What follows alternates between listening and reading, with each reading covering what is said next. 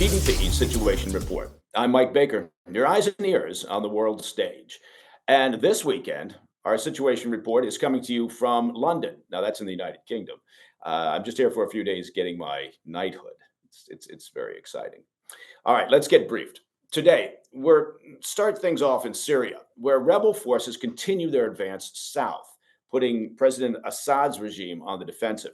Brian Carter from the Critical Threats Project at the American Enterprise Institute will join us to break down the latest developments in this incredibly complex situation. And isn't that what the Middle East needed now? More chaos. Next, we'll shift stateside, where Iranian hackers are ramping up their cyber attacks, reportedly breaching the president elect's nominee for FBI Director Kash Patel. We'll get insights from former FBI counterintelligence operative and founding partner of the Georgetown Group, Eric O'Neill. But first, the Situation Report spotlight. The civil war in Syria broke wide open this week after rebels achieved significant victories by capturing two major cities, Aleppo and Hama, in a rapid offensive that has shaken the Assad regime's hold on the region. The fall of Aleppo, a long contested urban stronghold, marks a symbolic and strategic blow to the government, while Hamas' capture further isolates Damascus, the regime's capital. These developments suggest a dramatic shift in momentum, with rebel factions increasingly uniting against President Assad's forces, who now appear to be in retreat. Joining me now for more on this is Brian Carter. He's the Middle East Portfolio Manager for the Critical Threats Project at the American Enterprise Institute. Brian, welcome to the show. Thanks for having me. Absolutely. Listen, let's start with a sort of a generic question here about Syria. How screwed is the region? I don't know how badly this will impact the region yet, but Assad is definitely in big trouble. And I think one of the things that we have to look at as we watch the regime sort of collapse and crumble is what other groups are going to take advantage of this situation and exploit it to their own ends. So for me, the big one to watch is going to be ISIS, which has really grown in strength in some of the regime areas, such as the central Syrian desert, in the past couple of years. And I think that will have big impacts for, the main U.S. Priority in Syria for the past 10 years now, which has been the defeat of ISIS. Yeah, can you set the table? I mean, again, I'd mentioned at the top of the show that this is a complex situation. That's putting it mildly. But for the viewers' sake, can you kind of set the table on the rebel side? Who are the rebels? And where did they start from? How would you categorize them in terms of other groups out there in the Middle East? Sure. So I'll start with the big one, Hayat Tahrir al-Sham, which is the main opposition group that is conducting the offensive in kind of the north and western areas of Syria right now. So it was created by a man named Abu Muhammad Jolani. Jolani grew out of al-Qaeda in Iraq as a al-Qaeda guy, and he eventually took over the branch in Syria as al-Qaeda in Iraq began to transition in the Islamic State. He broke away from the Islamic State and pledged bay'ah, or allegiance, to Zawahiri, al-Qaeda's leader at the time.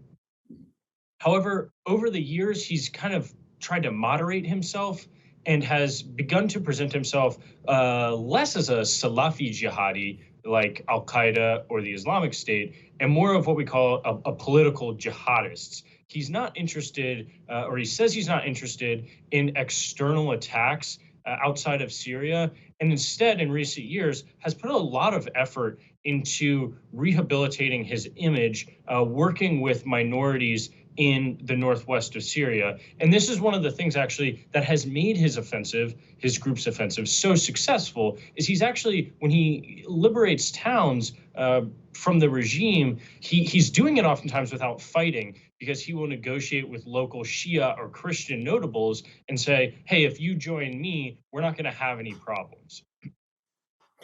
Okay. I mean, that all sounds very nice and political, right? I mean, he's remaking his image. I'm sure he's got a public relations firm working with him on this. But do you believe it? I mean, is just he's doing this, as window dressing? Because I think people, when folks first heard that Assad was taking this pressure, and there was real problems for his regime, I think that the initial reaction from a lot of people was, "Oh, well, that's good." But the concern is always what comes in behind. And I think the more that people are hearing about what HTS is all about, this main group, and those that are kind of cobbling together with him, I mean, are you buying this remake of the image? Are you, do you believe that that's the case, or is he just doing that because it allows him to, advance the ball? Possibly, but I think he's also learned a lot over his career. So if you look at how he's sort Wait a of second. So presented so himself. I like. No, I'm sorry. I just have to stop you there. I love that. I've never actually heard anybody when they talk about starting with ISIS and moving into Al Qaeda and sort of career progression. So I like that we formalized that pathway in life now. Yeah, his jihadist career. No, he kind of seems to have evolved through the years, and so he started in that very Salafi jihadi, very sectarian mindset. And I think one of the things that we're seeing now and what he is doing, especially in engaging with the Shia and the Iraqis diplomatically, is he says things in a way that signals to me that he has learned some lessons. He knows the Shia fear these Sunni militant groups, breathing down their necks. And he knows that's one of the reasons that Assad was able to convince so many people to fight for him back in the early 2010s. And I think that's really notable. Now, granted, Jolani is operating from a position of, I mean, he's getting stronger every day, but a weaker position. So when he gains power, does he maintain this sort of mindset? I don't know. Okay. So now again, there are so many layers here, right? And what I'm hoping you'll do for us is kind of simplify what's happening, if that's possible, because there are a number of players, right? It's not just the Assad regime, the Syrian regime.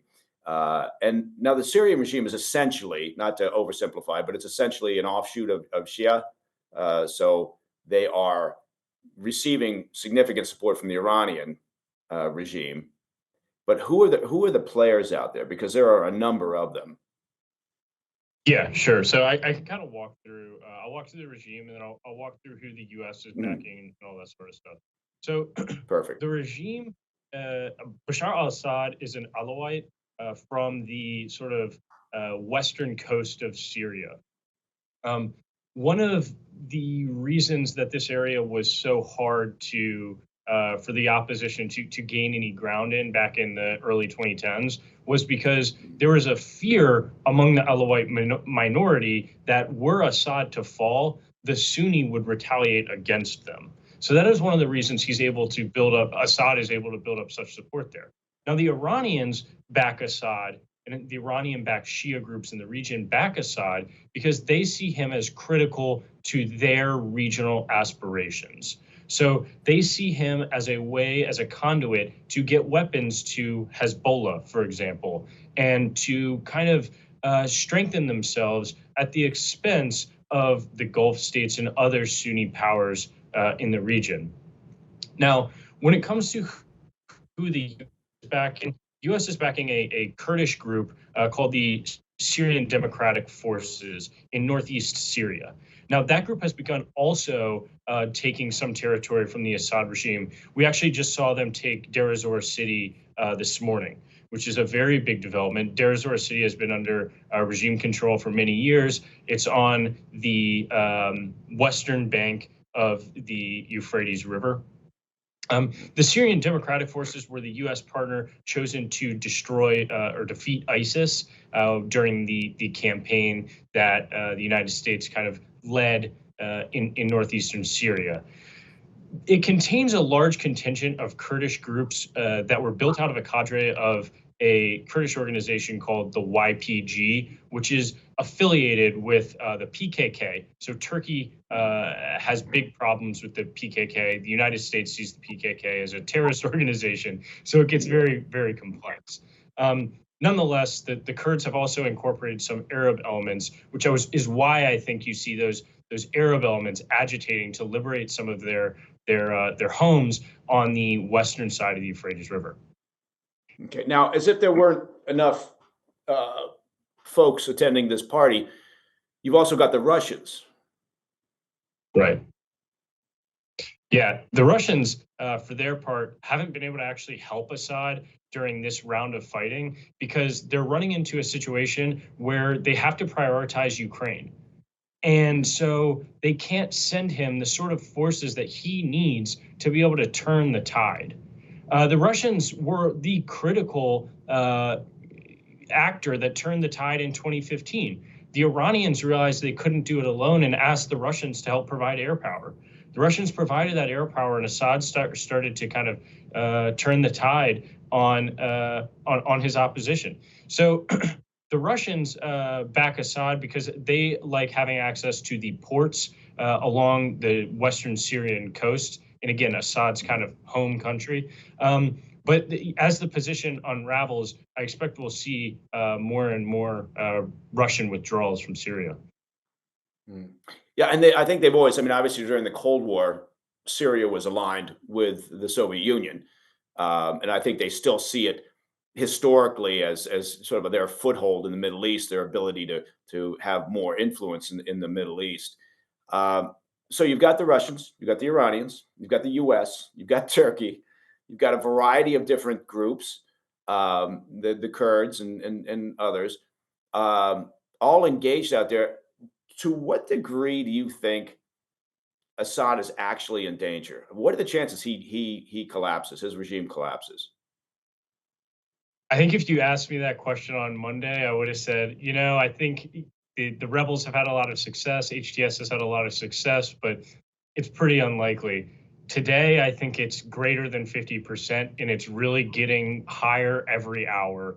Um, the complete collapse of regime forces has been astonishing. Personally, I've compared it to the way that the Afghan National Army began to collapse in 2021 and the ramifications of that. So I really think that he is Wow. in danger. And one of the key pieces that we're looking at right now is whether or not Home City will fall here in the coming days. Mhm.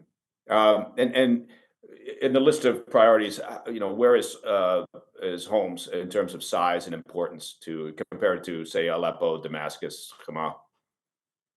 Yeah, so Homs, in my view, is probably second only to Damascus. Homs is very important because if the opposition take Homs, it cuts off Assad from that home country I was talking about, that western coast. So once he's cut off there, he is in very dire straits. Okay. Listen, Brian, if you'll stay right there, don't go anywhere. We've got a number of terrific sponsors. We're going to hear from a couple of them right now. We're going to take a quick break, and then we'll be right back with Brian Carter.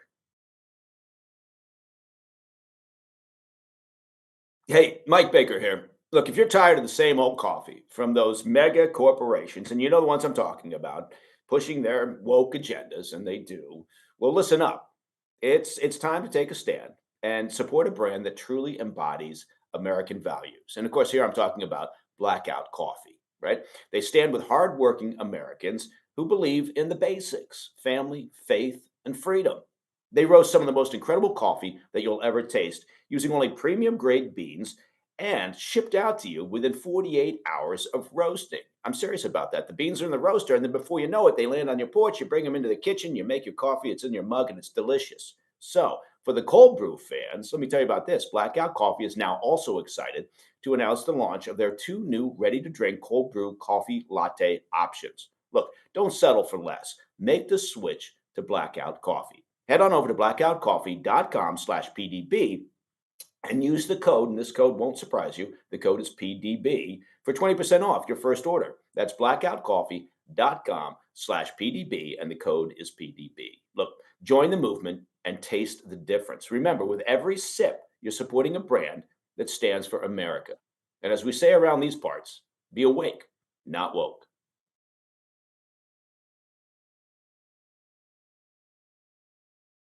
Welcome back to the PDB Situation Report. Let me bring back our guest, Brian Carter of the American Enterprise Institute. Brian, thanks very much for sticking around. We'll need about another 12 hours, it seems, to sort through the complexity of the Syrian situation. But where do you think, or how would you describe, let me put it that way, how would you describe the current U.S. administration's position on what's happening in Syria?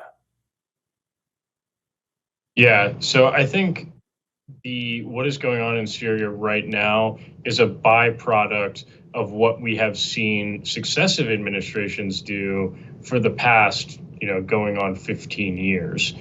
This isn't a Obama problem, a Trump problem, or a Biden problem. It's really all of them. The U.S. policy in Syria, especially since after the territorial defeat of ISIS, has been, in air quotes, defeat ISIS, but we haven't actually been doing the things to defeat ISIS. We've been containing ISIS. And so I think we've looked at this conflict for so long as a frozen conflict, and we're saying, okay, well, the Assad regime has practically won, and these borders aren't going to change anytime soon, and it'll just keep chugging along like this. But this situation just goes to show you can't really freeze or manage a conflict. That runs the risk of being surprised in this way. And, I talked a little bit at the beginning of the program about how ISIS is strengthening in some of these regime-held areas. Well, U.S. Central Command and policymakers weren't willing to strike in those areas very often to really get at ISIS there. So now you have a problem where ISIS knew it could be interfered with the regime, but the regime is far less effective than the United States and the SDF. And so it strengthened there. And now we got surprised.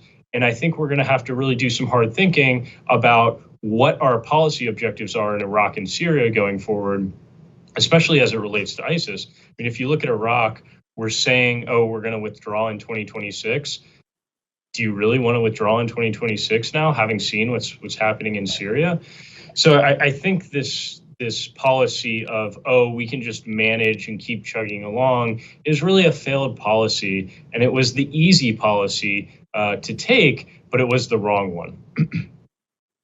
Well, it not to disappear down that rabbit hole, but it kind of mirrors what we've been doing in Ukraine, right?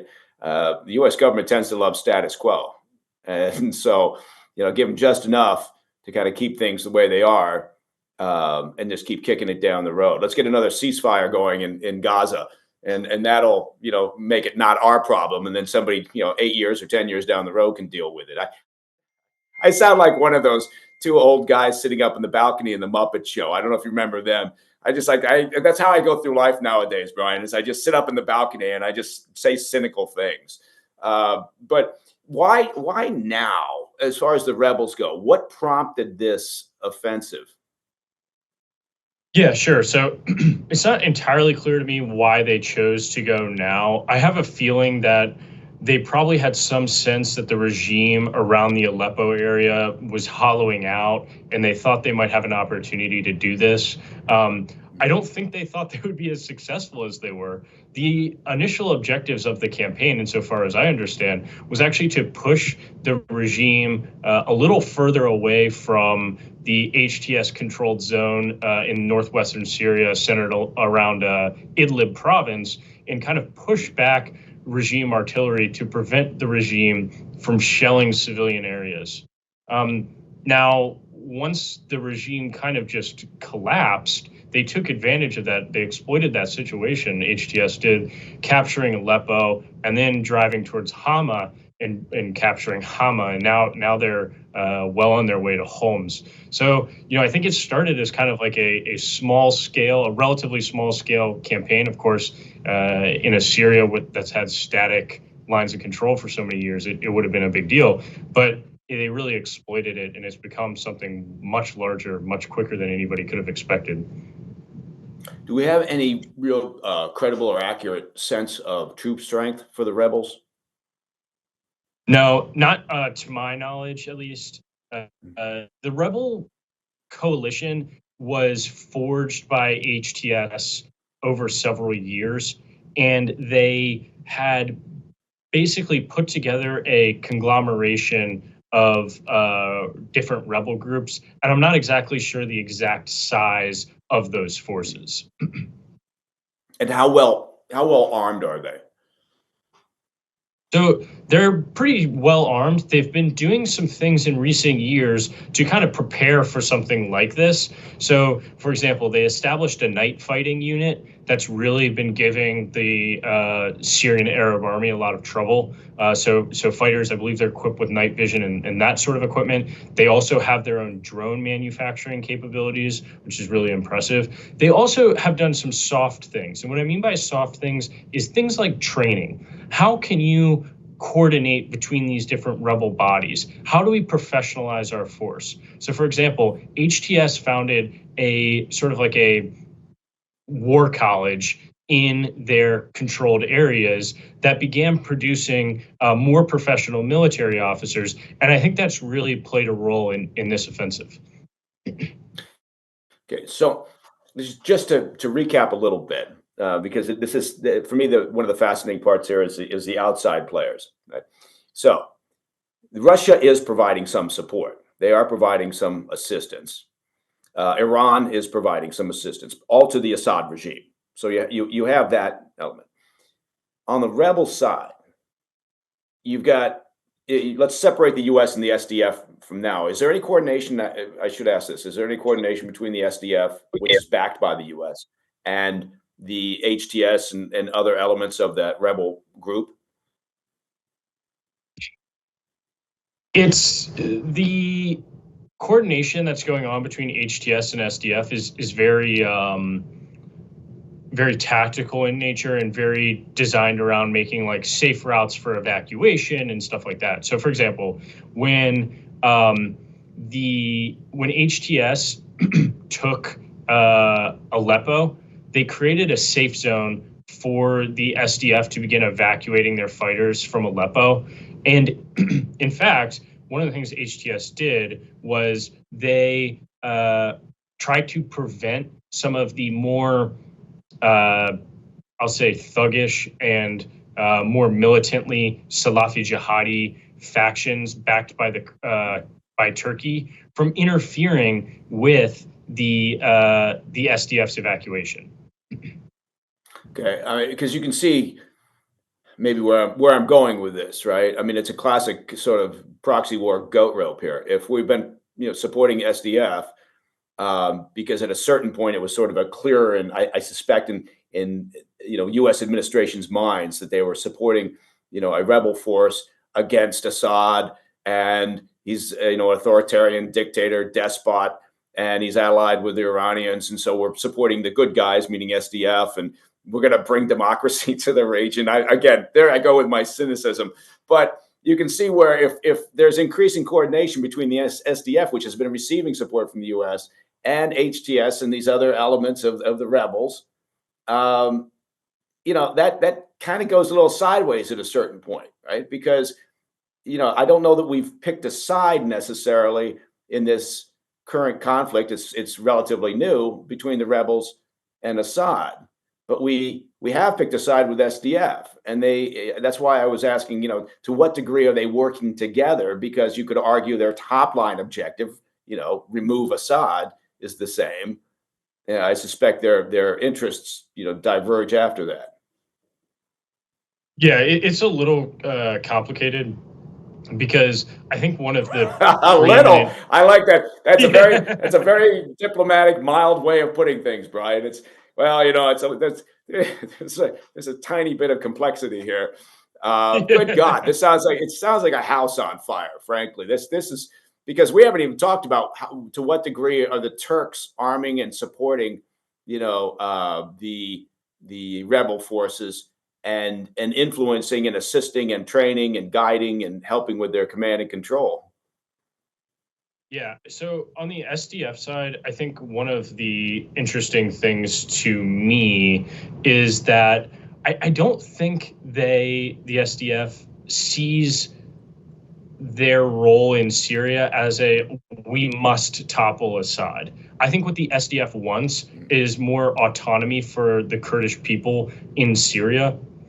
And if they were able to get that autonomy, I don't think that is mutually exclusive with toppling Assad. I think if they got that from Assad, But it's but it's it would be mutually it's mutually exclusive from what the Turks want, right? right. I So assume. that's yeah, that's kind of the complication is the Turkey doesn't want that. But one of the interesting things about this offensive that I found, and from what I've seen in the reporting actually, is that Turkey for this offensive was first planned to launch in October, and Turkey opposed it. Mhm. When it actually launched in November, Turkey tried to stop it, and they weren't able to. And I think that's very interesting about what it says about the relationship between HTS and Turkey in particular, though I haven't really been able to get to the bottom of what that relationship between those two, HTS and Turkey, actually looks like today. Yeah, it's interesting. I mean, the question obviously is why were they just worried about increasing chaos, on their border and more problems with Syrian refugees who come into Turkey? Um, Yeah, that's exactly what right. do you think? Um, Yeah, so one of Turkey's preeminent national security concerns when it comes to Syria is basically preventing instability that's going to cause refugees to flee into Turkey again. Turkey already hosts many Syrian refugees, and they really don't want any more. And so for them, it's all about maintaining the stability in this status quo. I will say that when this offensive kicked off, it does look like Turkey encouraged its proxies in the Syrian National Army, which is another opposition group, to take what was called the Tel Rafat pocket, which is controlled by the SDF, by the Kurds. And Turkey has wanted to take control of that Kurdish pocket for quite some time. It was just north of Aleppo. So they saw this as an opportunity then to shore up their own national security in the midst of the offensive and the chaos that was causing. So I don't know that we've got. Look, obviously the Israeli Gaza, Israeli, Lebanese, those are incredibly long-standing, complex issues. But when you start digging into what's happening in Syria, and in particular when you look at all the various players with a dog in the hunt, it's remarkable. Yeah, it really is. It's an incredibly complex situation with many different actors with many different objectives, and that's been one of the things that's made it so hard to end the war. Going all the way back to 2012. Okay, so give me in the time we've got left, which is just a handful of seconds. Um, the next time we get together to talk about all of this, do you think Assad is still in power or no? No, I think by the next time we talk about this, I'm pretty confident Assad will be gone. And so the country will be in the hands of That's a HTS and different a variety question. of thuggish criminal elements. I think that's a different question. I think it will be interesting to see how HTS is able to deal with this situation, and that goes back to your question about troop numbers, right? How many fighters can HTS deploy to deal with all of the issues it's going to have to deal with, and how does it bring? Because presumably HTS will want to secure power. How does it bring in these other groups into the fold so we don't just have a continued, civil war or bifurcation of Syria? Yeah. Well, look, the clown car is jammed, but we haven't even talked about Hezbollah, right? And Hezbollah has been Yeah, sending fighters into Syria to help. So yeah, we've got more to talk about here, Brian.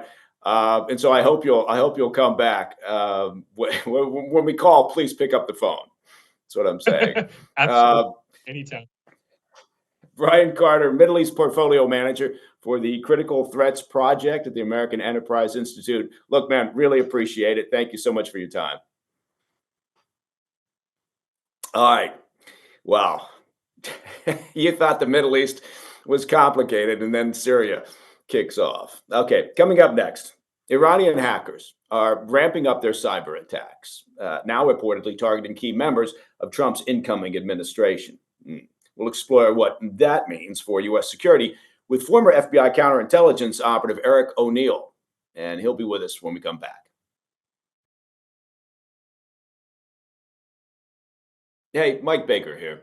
Look, it's been a month, right, since America wrapped up a historic election. You might have heard something about it. Yeah, just happened. While the White House may be preparing for change, as they always do, the core challenges facing the country, well, they frankly remain the same. Look, the dollar continues its decline as the U.S. adds, get this, $100,000 in new debt every second. Yeah. Oh, there goes another 100,000. Oh, and another. And well, you see what I'm saying? It just keeps adding up. Meanwhile, BRICS nations, right, are moving forward with what they call the unit. Catchy name. Their new global currency pegged 40% to gold and 60% to BRICS member currencies. Yeah, they're attacking the dollar. This shift could signal the start of a global monetary reset, possibly one that reshapes the balance of financial power worldwide. Now, what do you do about it? Well, I've got one answer for you. Call the proud Americans of the Patriot Gold Group today before it's too late. Now, mention PDB, and you'll always get best in class service from Patriots protecting Patriots. Patriot Gold Group has the no fee for life IRA, where your IRA or 401k can be in physical gold and silver. And you may qualify, you may be eligible for the no fee for life IRA on qualifying rollovers. So call 1 888 870 5457 for a free investor guide. And don't forget, Patriot Gold Group is Consumer Affairs top rated gold IRA dealer for 7 years in a row. And I'm here to tell you that's a lot of years in a row. Call 1 888 870 5457.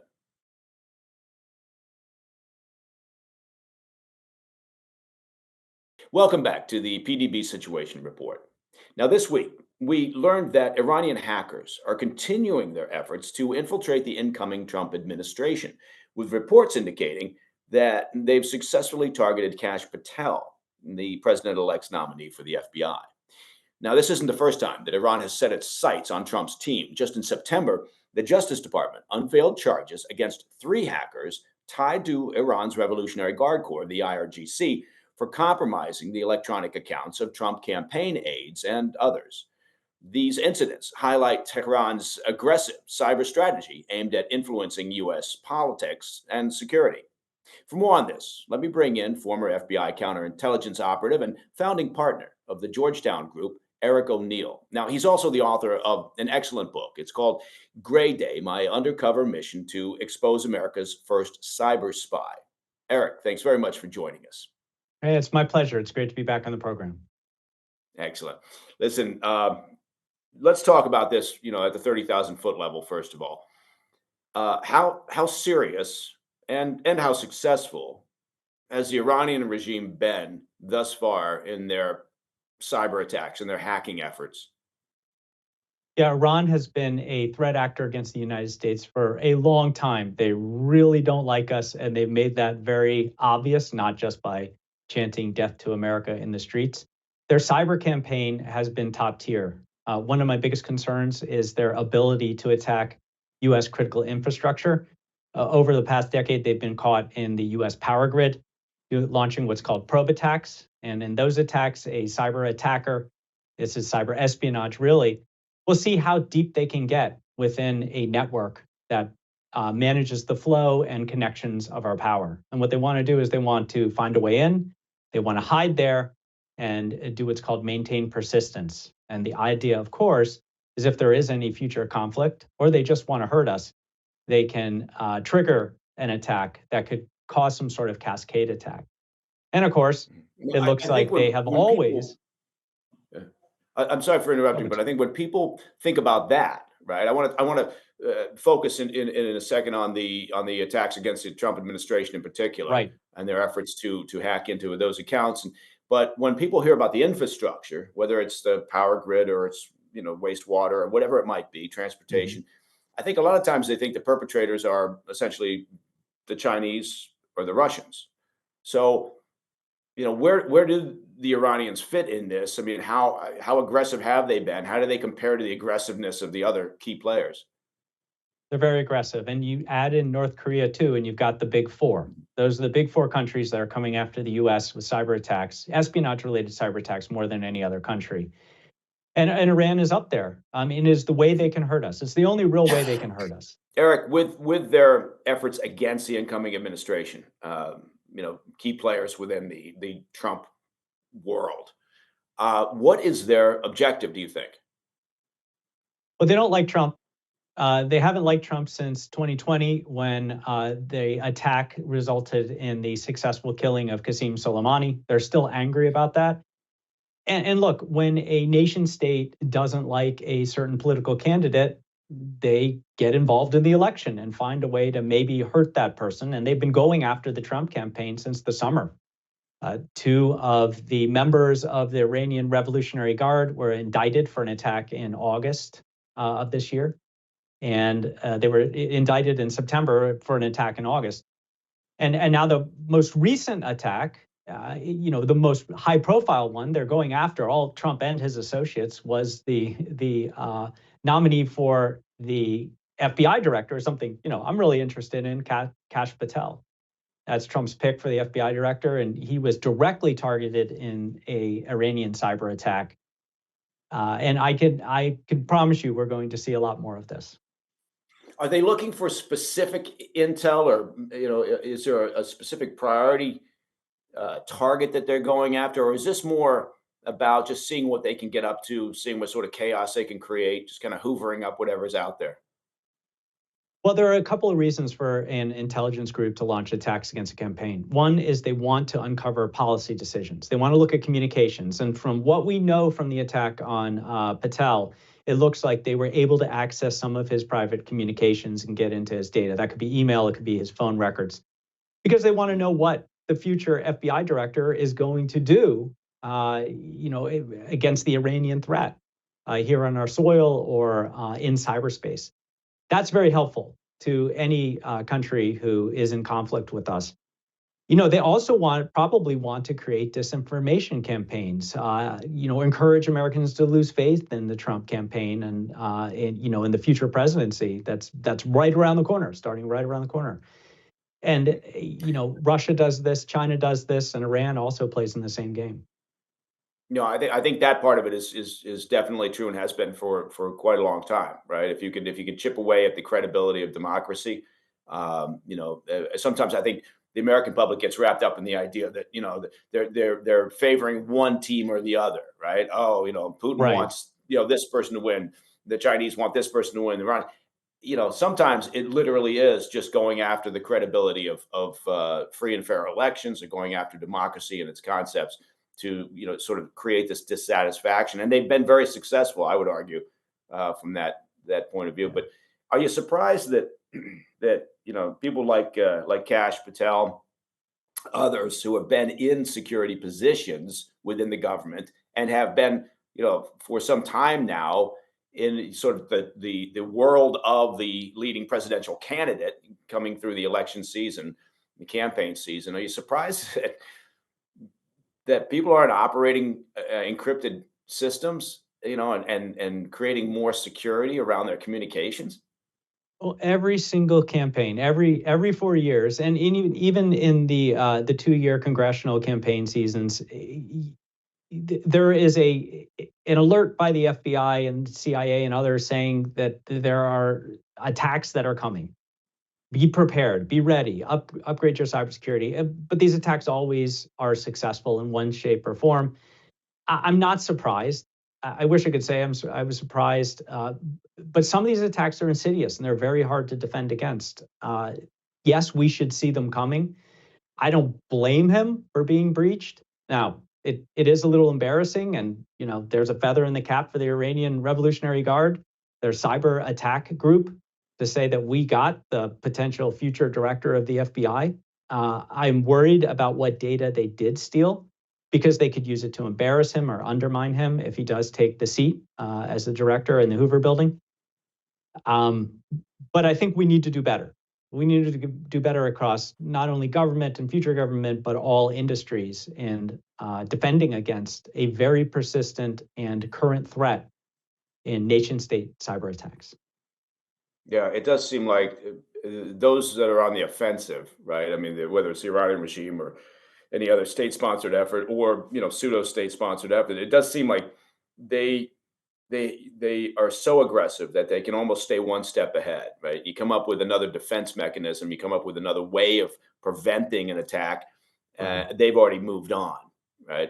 So, I'm not being critical because it is a difficult thing, whether you're in the private or public sector.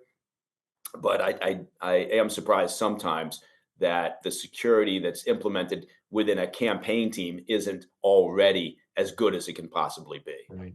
It should be better, and they need to do better. And every 4 years, we have to do better. I'm just every 4 years we don't, and so that's why I'm not surprised. So we can How say good is the shame on you, but dialogue? How good is the guidance, and how proactive is the guidance from the FBI when it comes to reaching out to these, the various campaigns, but also let's talk about the corporations too. Is it a two-way dialogue, or is it okay? We've issued another memo. We've talked about a threat. Off we go. I mean, how proactive is the bureau in this effort? yeah, the Bureau has a group called the IC3, the Internet Crime Complaint Center, but it is also a threat researcher. They do an enormous amount of outreach about potential attacks you need to prepare for. They will even give hashes or information about the specific malware that is upcoming and how to defend against it. There are all sorts of resources, and there is very good communication between government and corporations and cybersecurity companies about the threats. Obviously, government, we have the FBI and the NSA and the CIA are able to see a lot of this before it hits the streets, and the faster that can be rolled out for the threat hunters, for the cybersecurity professionals, the better.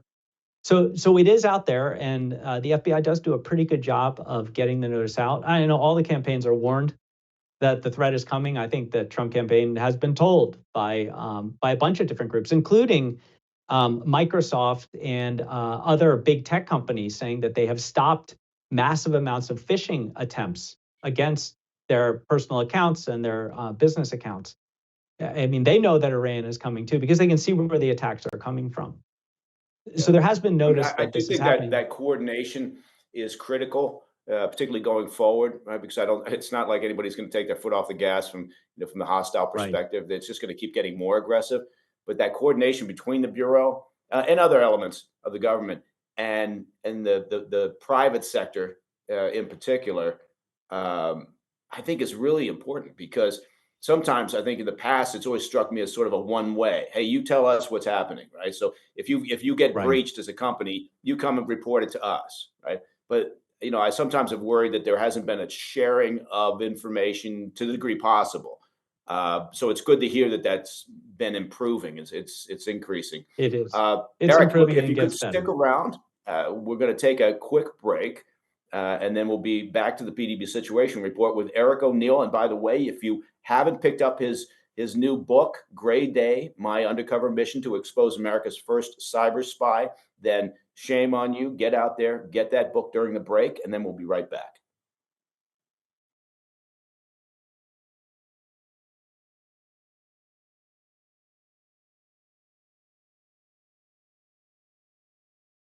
Welcome back to the PDB Situation Report. Joining me once again is former FBI counterintelligence operative and founding partner of the Georgetown Group, Eric O'Neill. Eric, thanks very much for sticking around. That's fine by me. I got nothing else to do, Mike. I'm just hanging out. Let's get into it. I'm just waiting for something better to come along. So, hey, listen, you talked about at the beginning of this. You mentioned the hacking, the cyber attacks that take place in the critical infrastructure of the U.S. Can you elaborate on that? How bad is it? How aggressive is it? Talk more about not just the Iranians but other key players and kind of what their game plan is, but how insidious is it? Well, it's pretty insidious. Like I said, the big four have been attacking U.S. critical infrastructure, launching what's called probe attacks, where they want to get in and be able to just lurk there. The technical term is maintain persistence. So that because any kind of future war or conflict is primarily in the West going to be fought in cyber. It's going to be denying the things that we need and love to be happy as humans. Our power, our gas, our water. Look, we got to talk about what we just learned about, which has been this progressing story right now, and this goes back to Chinese espionage, an attack group called Salt Typhoon that apparently for the last year or two has been lurking in at least eight U.S. telecom providers. So that's your phone in your pocket. It's quite possible that as you made a call or sent a text, Chinese spies have been reading it. And in fact, even though we know about it, and now we know that they've been there for a year or two, the U.S. can't kick them out. They're using part of the telecom infrastructure that allows government agencies like the FBI to use backdoors when they have warrants to get phone information. They're able to exploit that using different methods and cyber attacks and get in and steal some of this information. So they're linked to Chinese government, they're Chinese government spies, and they're stealing information from telecom networks. They've stolen plenty of data, and they're going to use it for espionage and potentially downstream disruptive purposes. If there's a crisis or a conflict, they can use this information. That has me worried right now. I think is there a connection with Salt Typhoon and what they have been engaged in, and the fact that for years now, regional telecoms providers in the U.S. have been buying, because it's low cost, buying Chinese hardware to use in their telecom systems? Is that just, look, they're doing whatever they can to get within our systems and to access whatever information is possible? Right.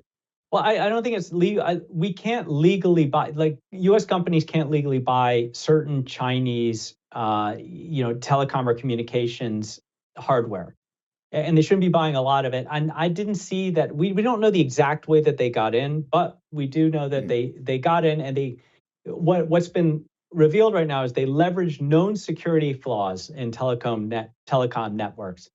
Now, how do they do it? They probably used a combination of attacking employees. You can do that through spear phishing. You can attack unpatched flaws. It's quite possible that there is some technology that China has gotten into the network. I mean, these are massive infrastructure networks. China has been known to put chips and routers that are built in China and the U.S. uses, and now you've got a spy living in your home because you bought that brand of router. So right now you can't. I don't know if you can see it now, but I've got my shocked face on right now, Eric. Yes, well, be shocked, because this is espionage. This is the bread and butter of espionage, to get a listening device to compromise. Exactly. And this is a masterclass in foreign espionage. So, Eric, talk to me more about this Salt Typhoon issue, and the fact that I think maybe the U.S. government just put out a nationwide alert, I think, about how to secure your communications to the average citizen. The FBI has put out guidance suggesting that U.S. citizens use encrypted applications in order to make voice calls or send texts. So, for example, if you are just calling someone over your phone, because of what the Chinese espionage group Salt Typhoon has done, they could foreseeably listen to your phone call. I don't know why they want to listen to our phone calls, but there could be someone out there that's pretty important that they want to listen to. So what they're saying is, I've listened to your phone calls, Eric. They're pretty interesting. They're saying use something like Signal, right? And it's an application that encrypts both voice and text. If you're using an iPhone, for example, and you're in the blue bubble group, right, where you are in Apple's network, it's all encrypted when you send text. But if someone joins you in that chat or that text chain that doesn't have an iPhone, then it is no longer encrypted, and it could potentially be read by Chinese spies. That concerns me. We shouldn't be. We should. It should concern everybody. I think you're understand. absolutely right, and I'm glad you dive into this, because it is. I think part of the problem is, from what we've seen, with I've been in the security industry for a fairly long period of time, running investigations in security. But what you do see when you're talking about corporate security and protection of IP, intellectual property, and critical information within a company, is that you can have all sorts of protocols in place, but people tend to try to bypass them, and then it's not for nefarious reasons. Right. It's just to get their work done, right? So, the more layers of security you put on, sometimes it has the wrong effect, and people just look to see, how do I get past it? How do I just get my job done without having to step through Right. all these various security measures that are protecting the company, protecting the individual and their data. It's just, I guess, it's just human nature. Well, I mean, you bring up a great point because the best example of that is two-factor authentication or multi-factor authentication, which is the number one thing that every consumer or company can do in order to protect themselves from cyber attacks is turn this on. What I mean by that is you're not just relying on a password. Passwords are all pretty much useless at this point. They're all for sale on the dark web. They could be cracked by ever-changing computer systems that are getting stronger, AI that's able to crunch it. And so you have something else. The cheapest way to do it is just, you log in with your username and password, and then you get a text to your phone and you get a one-time number. That's two-factor authentication. The stronger way to do it is you use an authenticator app that gives you a special code. Everything is encrypted, and that protects you from someone who has stolen your password. But employees constantly try and find ways around it or to turn it off. People, normal consumers who are shopping online, turn it off. I think anybody who is not turning this on for every bank account and critical account that they use, is asking to be attacked by a cyber criminal. So you're absolutely right. What worries you the We need most? to enforce I these mean, things. yeah. Yeah, in terms of national security, not individual, protection of personal information, but in terms of national Mhm. security concerns, when we're talking about this space, right, what worries you the most? Right. What worries me the most is the theft of information from people who are making policy decisions. That gives foreign intelligence agencies and governments a heads up about it. I don't want them having our playbook or a game plan. I want them to be surprised and shocked when we roll out new policies and ideas. If they can get embedded in our technology and sniff out and learn information before we make decisions, then we're at a disadvantage.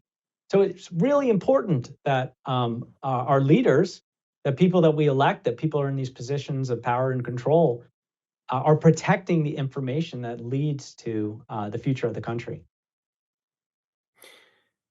And is that happening now or no? It's getting better. I think every iteration we're getting better at cybersecurity. We're getting stronger, but right now we're behind the eight ball in protecting critical infrastructure. And Iran just proved, and as did China, that they can get in. So we absolutely have to do better. Yeah, I think it's a critically important point, and I think that what we're looking at is whenever that next global conflict hits. You alluded to this earlier in our conversation, and I think you're right. Is that the goal will be to bring the pain to the homeland as quickly as possible, Right. right? And so now you know that the Iranians, the North Koreans, as you pointed out, the Russians, the Chinese, they all have a playbook sitting on their shelf, and they've all been very aggressive in probing and mapping out our various infrastructures, whether it's transportation or cash movement or whatever. And that's the game plan: is make it painful on the home front. So I hope people have been listening. I'm surprised nobody's called you and asked you to stop by the White House or Mar-a-Lago to talk about a position. Yeah, I keep waiting for the call, but it hasn't come yet. Well, I'll put in a good word for you. I'll send them a note.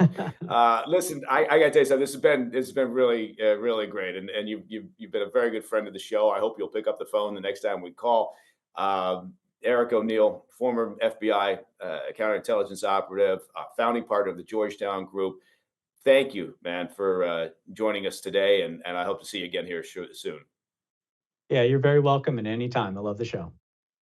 Excellent, man. Thank you. Well, yeah, man, I tell you what, between our conversations about Syria and our conversations about cybersecurity and protecting your information and that of the US government and other countries, well, it's maybe next weekend we'll have a cheery conversation, right? That's all the time we've got for the PDB Situation Report. It's been a delight to bring this weekend show to you from London, England. Next week, we'll be bringing it to you from the Middle East, from an undisclosed location. But now, listen, if you have any questions or comments, I want you to reach out to me at PDB at thefirsttv.com. It's always a happy day at the PDB secret lair when Carl the mailman drops off this mailbag chock full of your questions and comments. And then what happens is our mail room takes the most interesting and also the most bizarre questions and comments, and we smush them together into what we call our monthly Ask Me Anything episodes. Also, to listen to the podcast ad free, right? Well, you know what to do. Just become a premium member of the President's Daily Brief by simply visiting pdbpremium.com. I told you it was very simple. I'm Mike Baker, and until next time, from some location somewhere in the world, stay informed, stay safe, stay cool.